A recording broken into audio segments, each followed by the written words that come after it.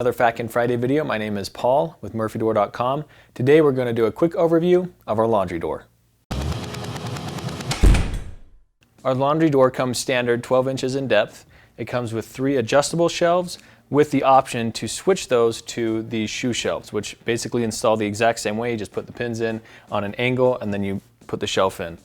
Just to give you an idea on the depth, I am a size 11 size shoe, and that will sit just like that.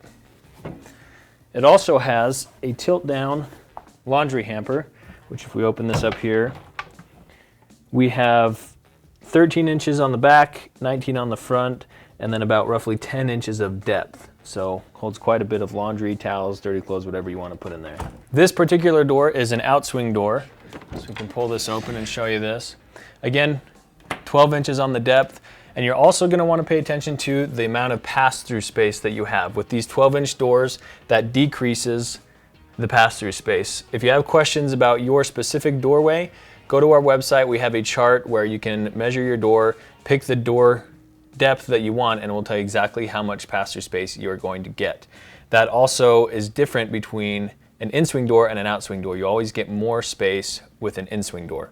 We also get a lot of questions on how much space you need on the back side of the door in order for a door like this to work. For example, if you're using this for a linen closet. This is a 4 9/16 inch jamb, so it's going to roughly sit this much wall space, and you're going to have about 8 inches protruding into that closet or that room. So just make sure that if you have any shelves or anything like that, they're pushed back at least that far.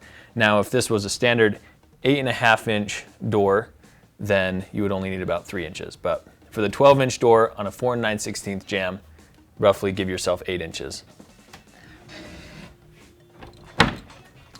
There you have it. That's our laundry door. If you guys have any questions, let us know. In the meantime, we'll be coming up with more videos for you guys soon. Thanks.